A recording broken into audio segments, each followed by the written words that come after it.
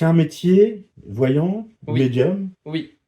qui demande, vous m'avez dit, une bonne hygiène de vie. Ah Vous oui, la recommandez à tout le monde, par oui, ailleurs, bien sûr.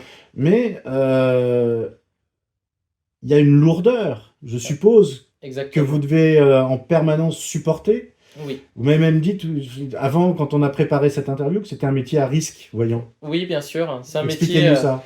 C'est un métier à risque puisqu'on récolte toutes les émotions des personnes. Donc on est un petit peu une porte ouverte où on récolte toutes les émotions, toutes les énergies négatives des personnes euh, qui sont envoyées bien sûr involontairement, mais on les récolte quand même parce qu'on est une porte ouverte à tout ça.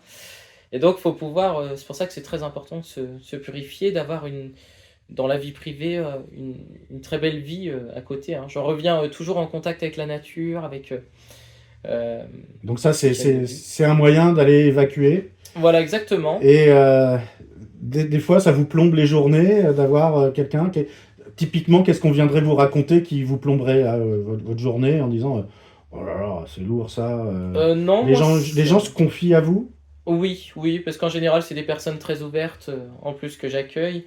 Non, moi, j'ai jamais eu de côté plombé, mais c'est simplement qu'il y a des personnes. C'est vrai que moi, ce qui me touche le plus, c'est les personnes souvent qui ont perdu un enfant, par exemple, ou qui ont un enfant dans le coma. Comme ça m'était arrivé une fois d'ailleurs, où j'avais donné la date précise de sortie de coma. Ça avait été assez impressionnant, cette voyance à la fois magique, à la fois pleine d'émotions. Hmm. Quand j'ai la communication avec les défunts, des fois on me dit de communiquer avec un enfant. J'ai eu le cas par exemple d'un mort-né, euh, voilà, de Mais ça, communication comme ça. Et on ça, peut communiquer avec un ouais, enfant qu'on n'a pas connu. bien sûr, Ah ouais, oui. tout à fait. On peut communiquer et en fait cet enfant va plus dire qu'est-ce qu'il aurait voulu dans sa vie Quand on a des s'il aurait accidents prolongé. dans la vie, c'est prévu ou c'est pas prévu? Est-ce que le Alors, mot accident porte bien son nom? le mot accident, je pense que un accident, ce n'est jamais vraiment prévu. Quelque part, c'est toujours imprévisible.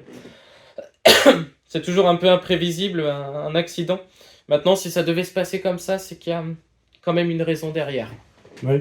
Il y a quand même une raison derrière tout ça, où justement, c'est que cette personne n'était peut-être pas faite pour vivre longtemps, comme on a tous une mission de vie Hmm, à hmm. accomplir.